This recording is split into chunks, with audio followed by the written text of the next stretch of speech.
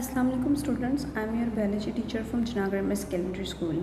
बेटा आज जो हमारा चैप्टर नंबर 4 है वो है यूरिनरी सिस्टम। उसमें हम सबसे पहले एक टर्म जान लेते हैं मेटाबॉलिज्म। मेटाबॉलिज्म किसे कहते हैं? Set of chemical reactions taking place in our body. हमारी बॉडी में जो भी केमिकल रिएक्शंस होते हैं हम उसे मेटाबॉलिज्म कहते हैं। आपको पता है कोई भी केमिकल रिएक्शन के नतीजे में जो बाई प्रोडक्ट हमारे पास बनती है, जो एक्स्ट्रा प्रोडक्ट बनती है, उसे हम वेस्ट, मेटाबॉलिक वेस्ट कहते हैं। रेस्पिरेशन में हम लोग ऑक्सीजन से सांस लेते हैं, ग्लूकोज की ब्रेकडाउन की जाती है और उस दौरान कार्बन डाइऑक्साइड गैस निकलती है जो कि हम एक्सहेलेशन के प्रोसेस के थ्रू उसको बाहर निकालते हैं। वो एक मेटाबॉलिक वेस्ट था हमारा।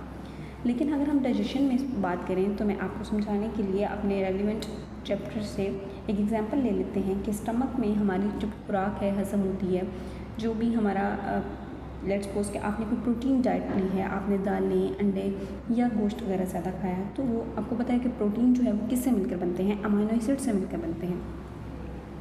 अमाइनो एसिड्स जो हैं ये किस में चले जाते हैं? अमाइनो एसिड्स आपकी बॉडी में एक्सेस ऑफ अमाइनो एसिड है, ठीक है। अब क्या होगा कि इनमें से कुछ अमाइनो एसिड जो हैं वो क्या बना देंगे? कुछ एंजाइम्स बना सकते हैं, क्योंकि आपको पता है कि enzymes are protein in nature. और कुछ जो है हार्मोन बना देंगे, हार्मोन्स भी एंजाइम प्रोटीन से मिलकर बनते हैं। लेकिन जो फिर भी अमाइनो एसिड्स जो हैं, अमाइनो एसिड कुछ ब्लड वेसल्स यानी ब्लड में होते हैं, उसके अलावा फिर भी जो एक्सेस बच जाते हैं, जो ज़ायद अमाइनो एसिड बच जाते हैं, उनको क्या किया जाता है? अब अमाइनो एसिड जो हैं हम लोग, हमारी बॉडी चाहे वो ग्लूकोज भी अपने अंदर चाहे वो स्टोर कर लेती है ग्लाइकोजन की फॉर्म में, फैट्स को भी स्टोर कर लेती है, लेकिन अमाइनो एसिड या प्रोटीन को किसी सूरत भी हमारी बॉडी अपने अंदर नहीं रखती अगर ये एक्सेस हो। तो इसका मतलब ये जो अब बचे हुए अमाइनो एसिड हैं, जो बेकार हैं, अब बिल्कुल फालतू हैं, इन अमाइनो एसिड्स को जो है ये किसकी तरफ चले जाते हैं? ये लेट्स सपोज ये चले जाते हैं हमारे लीवर के पास, ठीक है। और लीवर के अंदर आपको पता है कि अमाइनो एसिड का जो है वो फॉर्मूला जो है कुछ इस तरह से अमोनिया ग्रुप अमाइनो ग्रुप होता है इसके पास, ठीक है। और अमाइनो ग्रुप के साथ जो है वो ये पूरा का पूरा ग्रुप जो है ये तो ग्लूकोज बना देगा, ग्लूकोज बनाने में चला जाएगा। और बाकी अगर बात की जाए तो ये जो अमाइनो ग्रुप है, अमाइनो ग्रुप जो है ये किस में चेंज हो जाएगा? अमोनिया में चेंज हो जाएगा। कैसे? हाइड्रोजन इसने गेन की तो ये अमोनिया में चेंज हो गया। इसके बाद अमोनिया में चेंज होने के बाद, ठीक है, अमोनिया को दोबारा एक और शक्ल जो है यूरिया में चेंज कर दिया जाता है। इसको यूरिया में चेंज कर दिया जाता है। अब यूरिया जो है एक टॉक्सिक सब्सटेंस है और लिवर से एक वेन निकलती है जिसे हम हेपेटिक वेन कहते हैं। हेपेटिक वेन के अंदर, हेपेटिक वेन जो है वो किसके पास जाती है? इन्फीरियर वेना केवा के पास, ठीक है। इन्फीरियर वेना केवा से बाद में इसको किस में डाल दिया जाता है? हार्ट में, ठीक है। Hepatic when, inferior vena cava और फिर हार्ट। तो लिहाजा हार्ट की तरफ ये सारा हमारा एक डायरेक्शन बन गई है। तो जितना भी जो वेस्ट होगा, जो वेस्ट मटेरियल है यूरिया समेत, वो सारा वेस्ट मटेरियल किसके पास गया? हार्ट के पास। और हार्ट ने इस वेस्ट मटेरियल को किसके पास भेज दिया? जो भी वेस्ट होता है वो लंग्स के पास, ठीक है। लंग्स के पास जो है वो पल्मोनरी आर्टरी के ज़रिए जो है वो लंग्स के पास जाती हैं फॉर ऑक्सीजनेशन। तो डीऑक्सीजनेटेड ब्लड को ऑक्सीजनेटेड कर दिया जाता है। यहाँ पर ऑक्सीजनेटेड तो हो गया ब्लड, ठीक है, लेकिन अभी भी उसमें ब्लड तो ऑक्सीजनेटेड हो जाता है, लेकिन अभी भी इसमें से यूरिया जो है वो नहीं गया। तो यूरिया को भेजने के लिए अब हम कहाँ पर आ जाते हैं? यूरिया को एक्सपेल आउट करने के लिए हमारे पास कुदरत ने एक स्पेशल, हमारे पास हमें एक ऑर्गन दिया हुआ है जिसे हम क्या बोलते हैं? किडनी। सारा का सारा ये जो यूरिया वाला था, यूरिया रिमूव नहीं हुआ यहाँ पर। तो अब यहाँ पे रीनल, ये आएगी रीनल आर्टरी।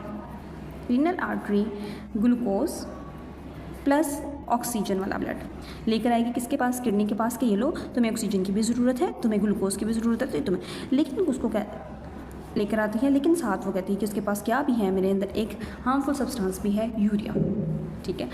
अब ये जो यूरिया है वो किडनी को कोई प्रॉब्लम नहीं है। किडनी कहता है हाँ ठीक है, मैं तो इसको कर सकता हूँ।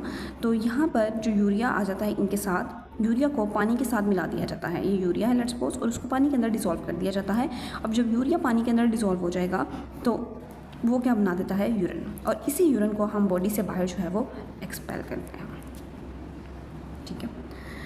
तो बेटा ये आपका प्रोसीजर था कि आपका कैसे बना मेटाबॉलिक वेस्ट, ये सारा आपको समझा दिया मैंने कि हम लोग प्रोटीन डाइट लेते हैं, उनमें से कुछ एंजाइम और हार्मोन्स बनाते हैं, फिर ब्लड वेसल्स में भी जाते हैं, जो एक्सेस अमाइनो एसिड होते हैं वो बॉडी में स्टोर नहीं होते, लीवर के हवाले कर दिए जाते हैं, अमाइनो ग्रुप से अमोनिया यूरिया बनता है, और फिर ये यूरिया जो है ज़ाहिर है लीवर का कनेक्शन जो है वो किसके ज़रिए, हेपेटिक वेन के ज़रिए से इन्फीरियर वेना के पास होता हुआ हार्ट तक जाता है, और यहाँ पे हार्ट से होता हुआ ये जो ब्लड गया है, ये सारा का सारा यूरिया बेस्ड जो ब्लड था जिसके अंदर यूरिया भी था, वो कहाँ गया, लंग्स के पास पल्मोनरी आर्टरी के ज़रिए से, और वहाँ से कहाँ पर चला गया, ऑक्सीजनेटेड कर दिया गया इस ब्लड को, लेकिन यूरिया उसके अंदर से अभी भी गायब नहीं हुआ। यही ब्लड जो है वो किडनी के पास आता है, रीनल आर्टरी के थ्रू ब्लड से होता हुआ पूरी बॉडी से कहाँ पर आता है, ब्लड फिल्ट्रेशन के लिए किडनी के पास। तो रीनल आर्टरी के थ्रू जब ब्लड आता है तो किडनी फ़ौरन से सेंस कर लेती है कि इसके अंदर एक टॉक्सिक सब्सटेंस मौजूद है, यूरिया।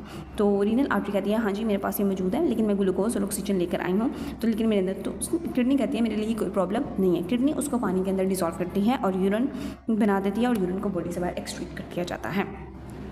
बेटा ये था इसका ये सारा जो हमने कहा। तो मेटाबॉलिक वेस्ट की आपको समझ आ गई होगी। तो बॉडी में यूरिनरी सिस्टम का मेन काम होता है इंटरनल एनवायरनमेंट बॉडी को रेगुलेट करना, मेंटेन करके रखना, ताकि एक्सेस सब्सटेंसेस जो हैं वो रिमूव हो जाए। अब इसके ना कंपोनेंट कौन कौन से होते हैं। कंपोनेंट की अगर बात की जाए तो हमारे पास ये यूरिनरी सिस्टम है, लेट्स सपोज, तो ये इसकी किडनीज है, और ये जो निकल रहा है ये पेयर है यूरेटर का, ठीक है, और ये यूरिनरी ब्लैडर है, ये तो ये ब्लड वेसल्स हैं, और ये है यूरिनरी ब्लैडर से आगे ये जो है ये है यूरेथ्रा।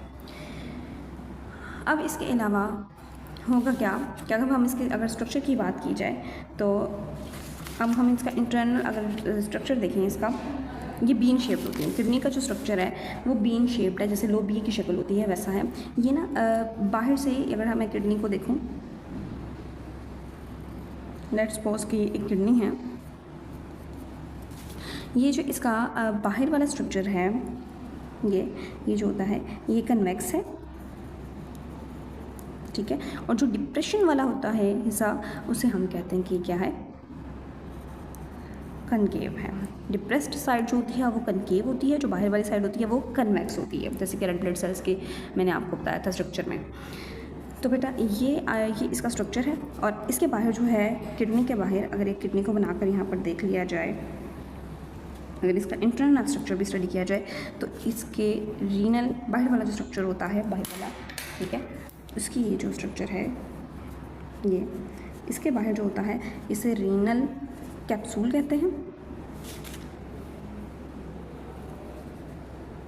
रीनल कैप्सूल होता है जो इंटरनल ये जो है ये तमाम ये जो है सारा, अगर यहाँ पर कर ली जाए बात, ये वाला क्या है रीनल कॉर्टेक्स, ठीक है, और अंदर वाले अगर एरिया की बात की जाए तो ये है रीनल मेडुला,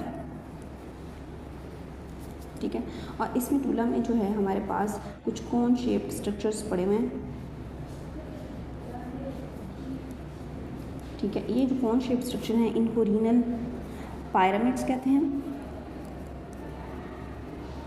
ये रीनल पायरामिड्स, ठीक है। रीनल पायरामिड्स जो होते हैं ये जो स्ट्रक्चर है डिप्रेशन वाला, इसे हाइलस कहा जाता है, ठीक है, जहाँ से ब्लड वेसल्स एंटर होती हैं, एक्सिट करती हैं, तो यहाँ से जो है एक निकलती हैं, इसको रीनल पेल्विस कहा जाता है, ठीक है। यहाँ से जो स्ट्रक्चर जो है राइज होता है वो रीनल पेल्विस है जो अंदर होता है, लेकिन जब ये रीनल पेल्विस ज्वाइन करके बाहर की तरफ आ जाती है ऐसे, तो इससे यूरेटर का नाम दिया जाता है, यूरेटर का नाम दे दिया जाता है, ठीक है। तो होप सो कि बेटा आपको ये चीज़ जो है समझ आई होगी। और इसके अलावा मैंने ये बताना था कि लेफ़्ट वाली किडनी जो है वो थोड़ी सी ऊपर होती है और राइट वाली किडनी थोड़ी नीचे होती है, due to the presence of liver की राइट साइड में प्रेजेंस की वजह से जो है राइट किडनी जो है थोड़ी सी नीचे होती है और लेफ्ट वाली किडनी जो है वो थोड़ी सी ऊपर होती है। और ये बीन शेप स्ट्रक्चर होता है, डार्क रेड कलर का होता है, ठीक है। और बाहर जो कवरिंग होती है कुदरत ने हर चीज़ को कवर किया हुआ है, जैसे पेरिकार्डियम से हमारा हार्ट जो है वो कवर है, इसी तरह किडनीज भी बाहर आउटर एक झिल्ली होती है जो कवर करके रखती है, जिसे हम बोलते हैं रीनल कैप्सूल बोलते हैं हम। तो बेटा होप सो कि आपको ये समझ आ गया होगा, कोई भी चीज़ ऐसी जो आपको समझिए। और यहाँ पर जो है ये बहुत ज़्यादा इसके मिलियन ट्रिलियंस ऑफ सब यूनिट्स होते हैं, जिनसे यूनिट ऑफ किडनी है जिसे हम क्या भी बोलते हैं, क्या है, नेफ्रॉन्स, ठीक है। ये सब मिलकर क्या बनाते हैं, ये यूरिन की फॉर्मेशन में हेल्प करते हैं, ठीक है, ताकि हार्मफुल सब्सटेंसेस को बॉडी से बाहर जो है वो निकाल दिया जाए। बेटा इसको आपने अच्छे से याद कर लेना, कोई भी प्रॉब्लम हो तो आपने पूछ लेना। जज़ाकल्लाह।